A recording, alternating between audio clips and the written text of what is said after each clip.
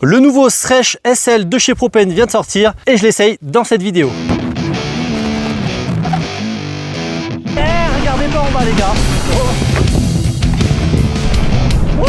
Présentation de ce Stretch SL de chez Propen. Il est sorti à la fin du mois de juin, donc c'est tout récent. SL comme super light. Il est monté avec le moteur TQ, un moteur très léger, moins de 2 kg, qui développe 60 Nm de couple. Si vous connaissez pas ce moteur, je vous en parle un peu plus tard dans la vidéo. Pour ce qui est du vélo, on est sur un cadre tout en carbone. Avant de vous parler des composants, il faut savoir que chez Propen, vous pouvez monter votre vélo à la carte. C'est une marque qui se vend uniquement sur internet. Le vélo qu'ils m'ont envoyé ici pour l'essai, c'est donc un full 29 pouces avant-arrière. Vous avez bien sûr l'option de monter en mulet 29-27.5. Débattement avant 160 mm avec la RockShox Zeb Ultimate avec son réglage des compressions haute et basse vitesse ainsi que les rebonds. Amortisseur arrière en 150 mm, le RockShox Vivid Ultimate avec la possibilité de régler les compressions basse vitesse ainsi que les rebonds. Poste de pilotage Sixpacks Racing en aluminium. Au niveau des freins, je profite des tout nouveaux SRAM Maven Silver que je vais pouvoir essayer aujourd'hui. C'est la première fois avec des disques à l'avant et à l'arrière en 200 mm et une transmission SRAM toujours, la GX électronique. Au niveau des roues, on est sur les Newman avec les jantes Beskar 30 Strong pour envoyer du lourd. Le vélo fait seulement 20 kg. Il faut noter que Propen a arrêté de faire le passage des durites dans le jeu de direction et ils sont revenus sur un système de passage directement dans le cadre à l'ancienne. Et ça, c'est pas plus mal. Bon, qu'est-ce qu'il vaut maintenant sur le terrain? C'est ce qu'on va voir. Allez, pour débuter le test, je vais aller chercher des sentiers plutôt typés All Mountain Enduro autour de chez moi. Combien de kilomètres ou de D+, je vais pouvoir faire avec cette petite batterie? Petite batterie, mais petit moteur. Donc, est-ce que ça consomme beaucoup? Est-ce qu'on peut faire quand même pas mal de dénivelé? Il y a donc 3 modes d'assistance que je peux contrôler grâce à la gâchette ici. En utilisant l'appli TQ, on va pouvoir personnaliser ces modes d'assistance. Donc on a 3 modes, Eco, Mid et High. Et là, on va avoir 4 modes personnalisables. Puissance, on peut monter jusqu'à 350 watts. L'assistance, on va pouvoir aller à 200% de la force développée. Le déclenchement, plus ou moins rapide quand on appuie sur la pédale. Et bien sûr, la vitesse max, 25 km/h. C'est la loi en Europe. Par défaut, même en mode High, le vélo est pas mis à fond. Donc moi là, pour le test, j'ai tout mis à fond. Mais il faut savoir que ça va user un petit peu plus la batterie. Le mode à fond ici, 60 Nm, c'est l'équivalent d'un mode éco pour les moteurs type Bosch et Shimano. Donc en dessous, vraiment l'assistance est minime. Les conditions qu'on aime, il commence à pleuvoir. C'est parti pour le début du test. Écoutez le bruit du moteur, on l'entend pas du tout. Silencieux.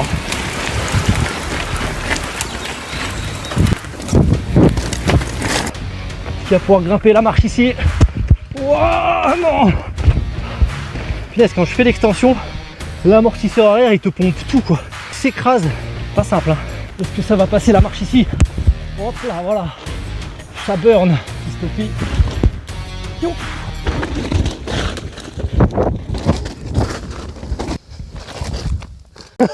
Ça glisse de ouf, les patinettes land là. La buée dans les lunettes. Là, c'est conditions extrêmes. Là, ça passe plus. On va tester le mode walk. Donc, walk, on appuie une fois là.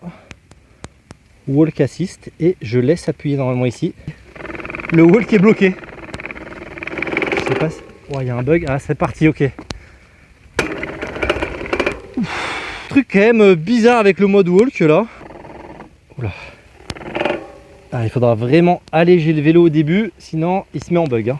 C'est bon, il est parti, ok. Allez, il est parti là. Ah, mais dès que ça monte trop, il est en bug quoi. Mais pourtant, on n'est pas sur une grosse montée là. Il a du mal. Ouais, c'est vraiment une petite assistance de marche. Hein. Petite déception pour le mode walk quand même. Hein. C'est vraiment une petite assistance. Et pour le coup, cette gâchette là, il faut tenir. Elle est très dure à appuyer. L'appui est assez dur. Du coup, tenir la montée comme ça en appuyant, bon, c'est vraiment pas fonctionnel, je trouve. Ça serait amélioré. Pour ce parcours en montée, la position est vraiment bien du vélo. Le tube de selle est bien en avant. Ça te permet d'avoir du poids sur les pédales, d'appuyer. On se sent plus sur un musculaire finalement à la montée avec une petite assistance qu'un vrai e-bike.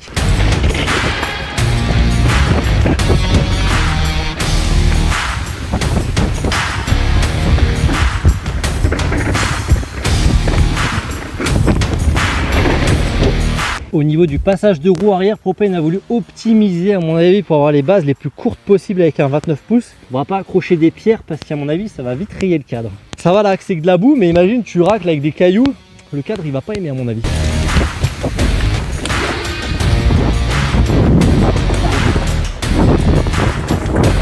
Pouah, le vélo de dingue les gars, ça y est, c'est mon coup de cœur, en descente dans ce genre de terrain. Il est incroyable. Même avec ce temps pourri, de la pluie, de la boue, des racines, tout qui glissait, le vélo tu le contrôles, il est stable, les suspensions elles travaillent trop bien. Franchement c'est le meilleur vélo de cette catégorie là pour l'instant que j'ai jamais essayé en descente. C'est une folie, un régal à rouler, trop bien. Il me reste plus que 10% de batterie, donc on arrive bientôt à la fin du test d'autonomie également. Quand on est à 10% de batterie, il faut savoir que l'assistance est réduite au minimum, donc on n'est plus que sur la première barre d'assistance, le mode éco, donc vraiment une toute petite assistance, c'est vraiment histoire de rentrer à la maison. Bilan de ce ride, j'ai fait 22 km de ride et 1049 de D+.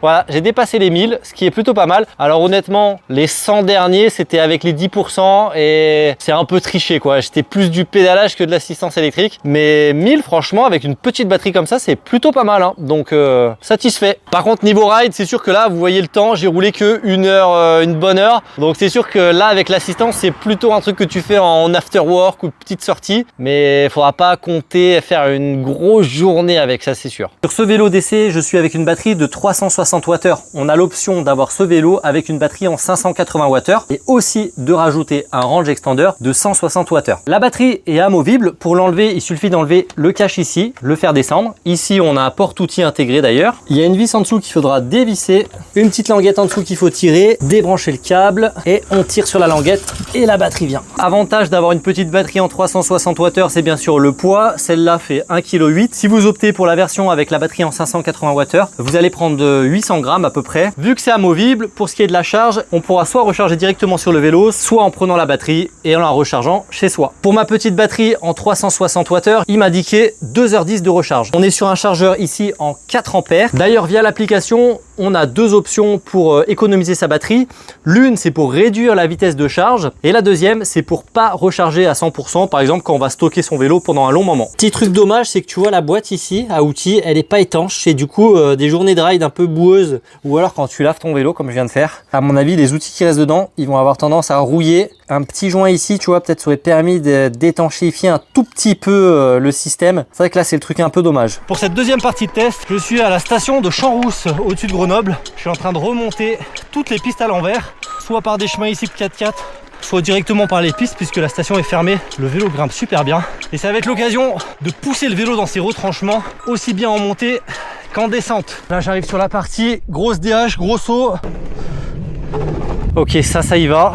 Il y a un peu de speed quand même là. Ici, faut pas tomber au milieu. Gros virage relevé là-bas, gros saut, il est énorme. En plus, il y a un peu de vent. Et après, il y a encore 2 tables, 3 tables. Je vais reprendre le speed de là-bas. Go déjà pour le premier.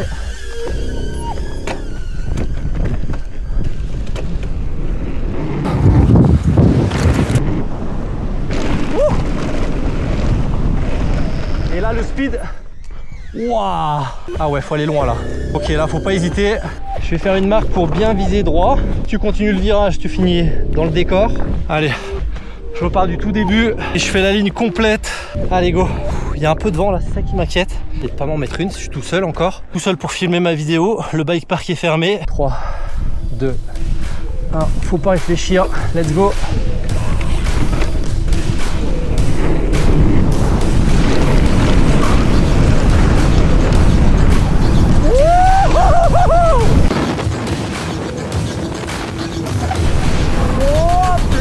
Attention.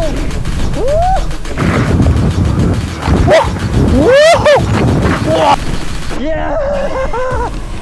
La dinguerie. J'ai volé, j'ai pris le vent, j'ai perdu même un petit peu ma trajectoire. Ça c'est fait. Le vélo il est capable. Ça l'a mis au fond mais c'est passé. Waouh, regardez la vue de dingue. Le lac, les montagnes encore enneigées. Pour ça que j'aime le VTT assistance électrique. Ce lac, il faut vraiment que j'y aille. Hein. Moi, mon but c'est d'arriver en haut de la station ici. Je pense pas qu'aujourd'hui j'ai le temps de descendre au lac. Mais si vous êtes chaud, dans une prochaine vidéo avec un autre électrique, j'irai dans ce lac faire de jolis plans. C'est bien raide là, hein.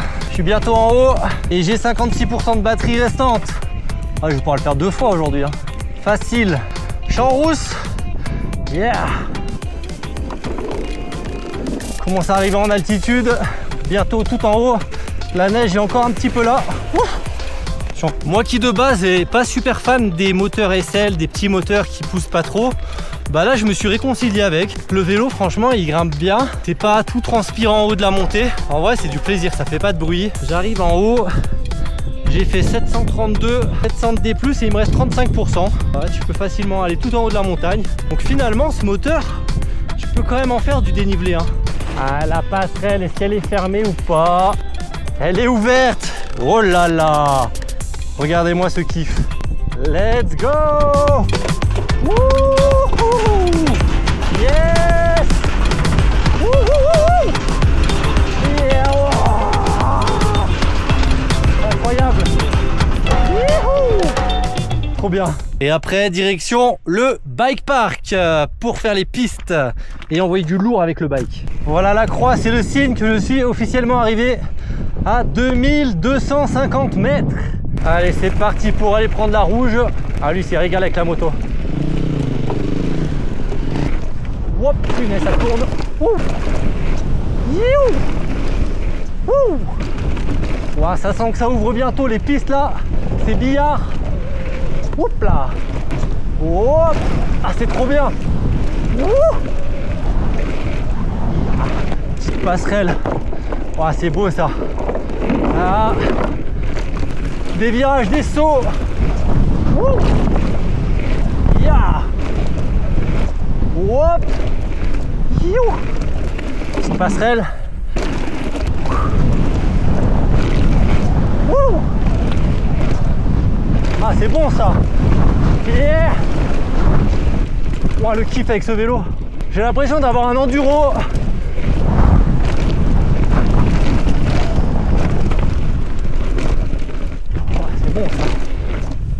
C'est trop bon, j'ai l'impression d'avoir un enduro, j'ai pas l'impression d'avoir un e-bike entre les jambes. C'est un pur jouet, c'est trop bien. Bon, le seul truc c'est qu'il commence à talonner un petit peu là.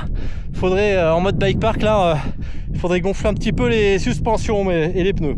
Avec ce vélo, ce qui est fou, c'est qu'on oublie vite que c'est seulement un All Mountain en 150 mm. Avec cette cinématique Pro 10 typique de chez Propen, c'est vraiment l'idéal pour ceux qui veulent s'amuser en descente. Et elle fait vraiment bien l'affaire. Malgré qu'on soit sur un angle de 64,5, donc plutôt typé All Mountain petit enduro, elle permet d'avoir un super bon grip au freinage, de bien amortir les chocs. Et même si ce vélo reste un catégorie 4, ça pourrait largement être un catégorie 5, donc un gros enduro. C'est aussi pour ça que le vélo reste à 20 kg et pas en dessous, parce qu'il est quand même capable d'encaisser des gros chocs.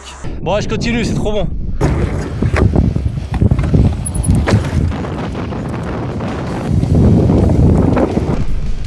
Hop. Allez, là, bien défoncé, ça passe partout. Hop. Voilà, pas de souci. Hop là. Hop. Passerelle. You. Chaud. Hop là. Step up.